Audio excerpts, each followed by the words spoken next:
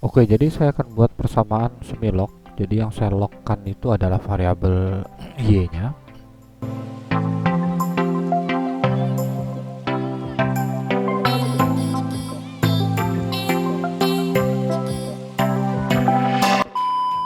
Saya klik di sini, kemudian quick, kemudian pilih estimate equation. Kemudian di sini saya ketik lock y, saya kasih spasi, kemudian x1, x2, x3. Jadi persamaannya sama dengan yang regresi berganda, cuma yang ini, khusus yang ini saya lockkan y-nya karena y-nya itu harga saham, sementara untuk yang x1, x2, x3 itu adalah dalam bentuk rasio keuangan. Jadi y-nya ini satuannya adalah rupiah, jadi saya lockkan khusus y-nya saja, kemudian saya klik OK.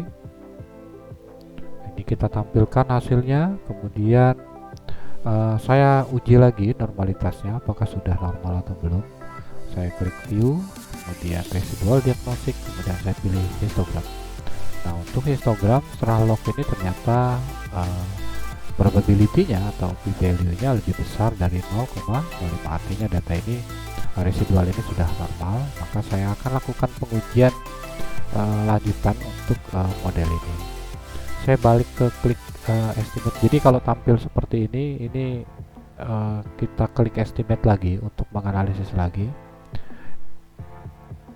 Tahap pertama, maka kita akan lakukan pengujian FEM, Fixed Effect Method, sesuai dengan pedoman yang tadi itu. Jadi ini kita pilih dulu. Jadi di specification-nya nggak ada perubahan, kemudian panelnya kita pilih FEM Fix, kemudian kita klik OK. Nah, ini adalah tampilan FEM. Saya akan kopikan ini dulu ke Word.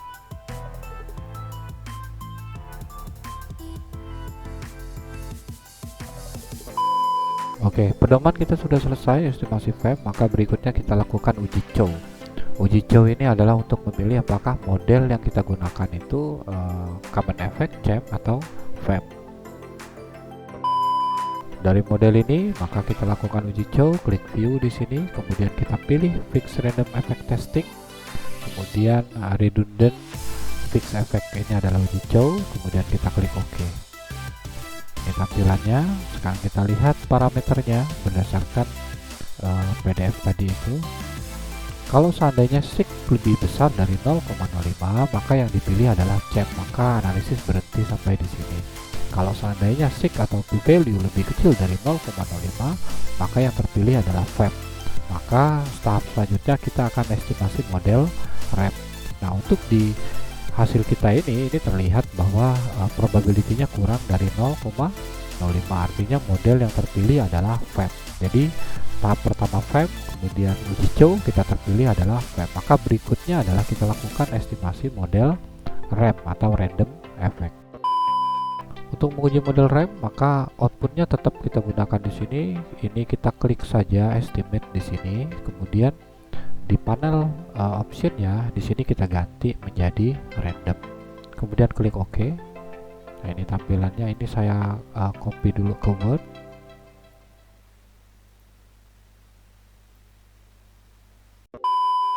Dari REM kita lakukan uji Hausmann. Uji Hausmann berarti kita akan memilih apakah model kita itu nanti itu lebih cocok REM atau FEM.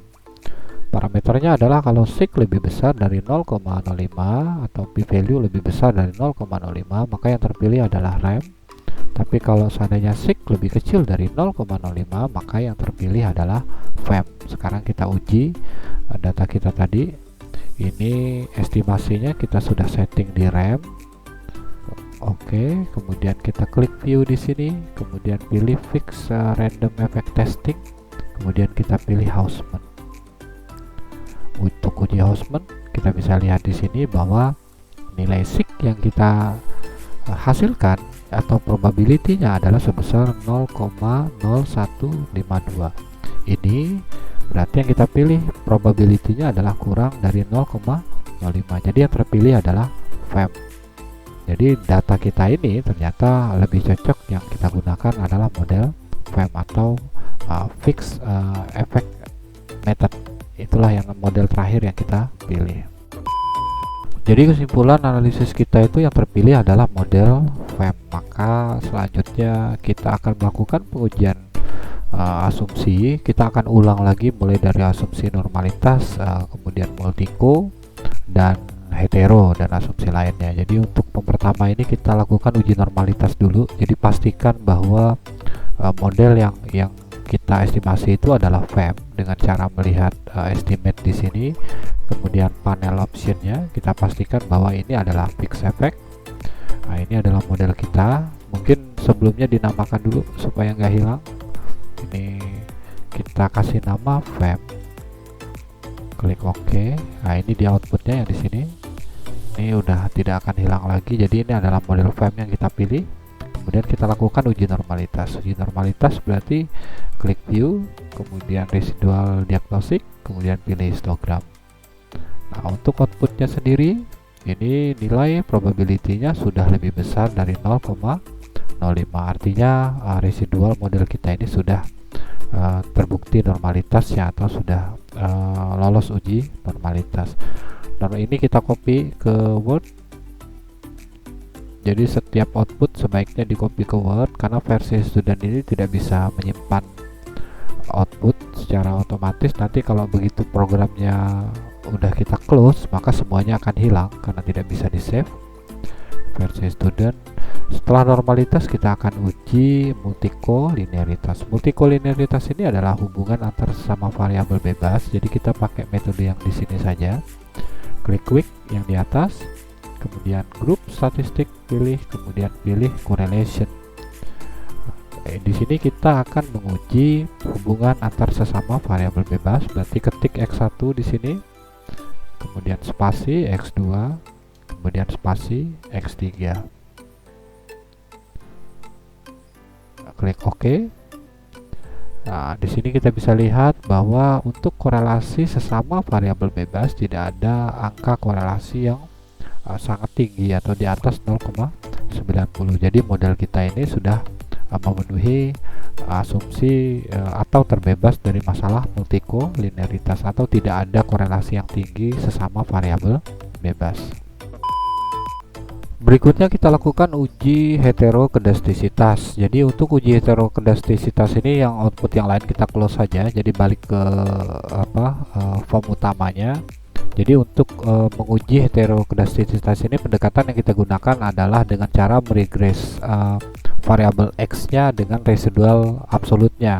Jadi pertama berarti kita membuat dulu nilai residual absolutnya. Ini klik di sini, klik generate. Kemudian di sini ketik res ABS sama dengan, kemudian ketik ABS, kemudian dalam kurung resit. Ini mungkin gambarnya nanti bisa diperbesar supaya kelihatan jelas. Kemudian klik OK. Nah, otomatis di sini nanti tampil output baru yaitu residual absolutnya. Ini bisa kita buka. Ini adalah residual absolut. Jadi berikutnya yang kita lakukan adalah dengan cara meregresikan variabel bebas dengan residual absolutnya. Jadi caranya gampang, ini tinggal kita klik, kemudian tekan kontrol di papan kontrol di itu, klik pertama, kemudian urutkan. Nah, kalau sudah begini, klik kanan, kemudian kita pilih open as equation. Nah, ini adalah equationnya, kemudian klik OK. Ini tampilan output uji heterokedastisitas. Di sini kita bisa lihat bahwa tidak ada probabilitas variabel bebas itu terhadap residualnya itu yang lebih kecil dari 0,05. Artinya semua probability itu tidak signifikan. Ini membuktikan bahwa model kita ini terbebas dari masalah heterokedastisitas. Ini kita copy lagi ke Word.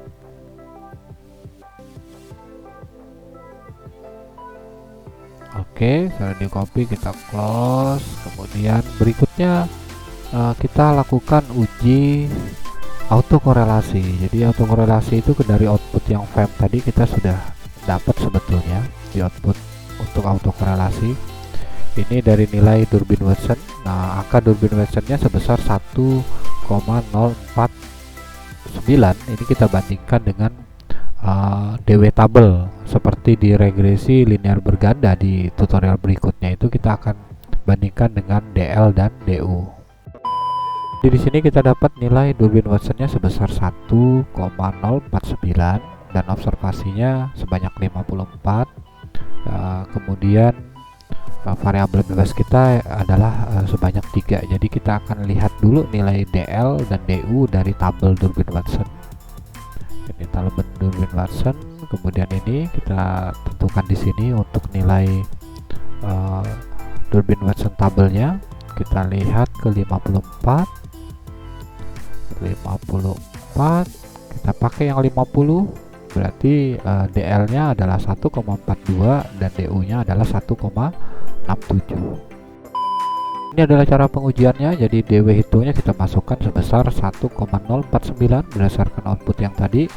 Kemudian DL nya berdasarkan tabel tadi itu, ini N nya adalah 54.